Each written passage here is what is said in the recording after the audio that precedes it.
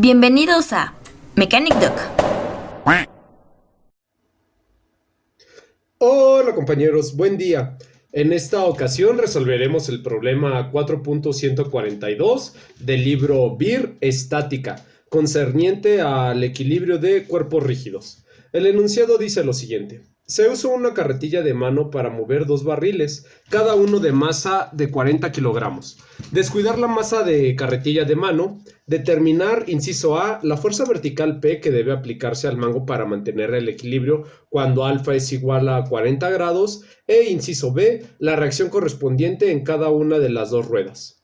Bueno, nada más como nota.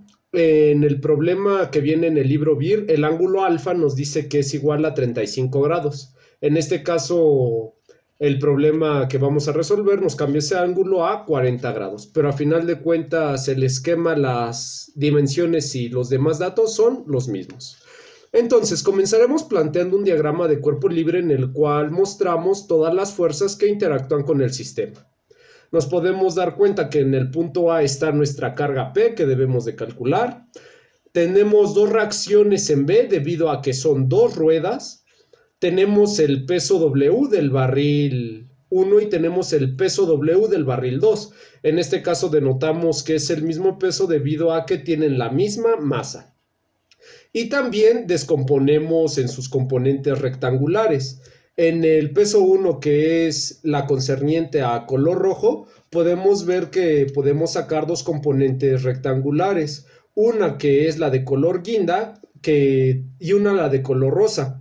El ángulo alfa es el que se formaría entre nuestra componente guinda y nuestra componente roja. Entonces, la componente guinda es el cateto adyacente. Por esa razón, al descomponerlo, es W coseno de alfa. Y la componente rosa, al ser el cateto opuesto, la función trigonométrica que nos relaciona la hipotenusa W con el cateto opuesto es el seno. Entonces, la componente rosa será W seno de alfa.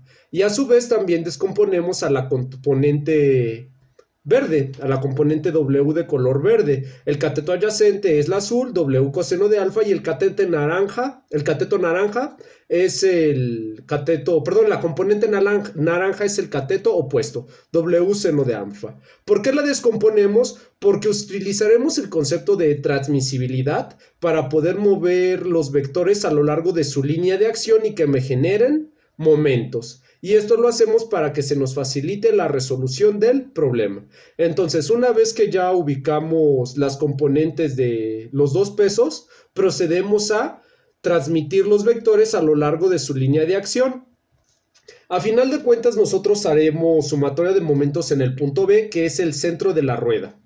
Y entonces yo puedo trazar cualquier línea a partir de este punto hacia donde a mí me convenga para que me genere una distancia y que los vectores que estoy transmitiendo a lo largo de su línea de acción sean perpendiculares a esas distancias que yo voy trazando. Esto con el fin de generar un momento, ya que para que se ocasione un momento, recordar que se necesitan dos condiciones, una distancia y una fuerza que sea perpendicular a esta distancia. Entonces nos podemos dar cuenta que el vector naranja y el vector rosa los podemos mandar al mismo punto.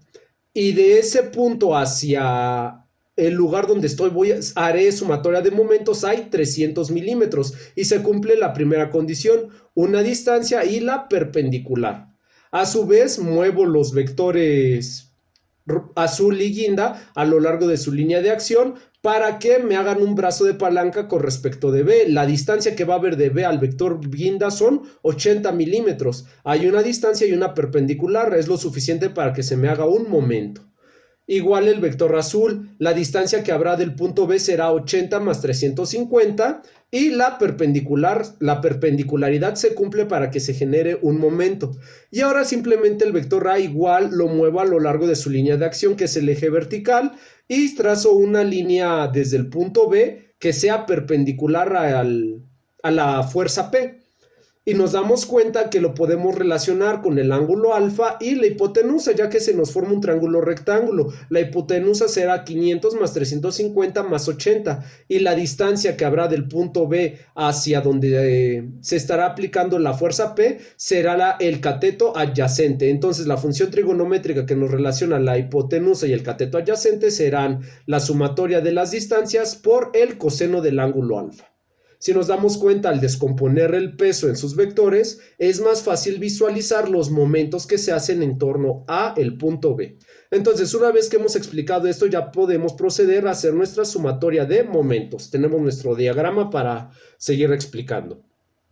Entonces, sabemos que el peso es igual a masa por gravedad, y el problema nos dice que son 40 kilogramos, entonces operamos y nos da que el peso será de 392.4 newtons. Ponemos nuestra convención de signos que en sentido antihorario es positivo y hago sumatoria en torno a B, entonces voy a pivotear. Nos damos cuenta que la reacción en B al estar actuando en ese punto no generará ningún momento ya que no habrá ninguna distancia. Entonces comenzamos con la componente de color naranja.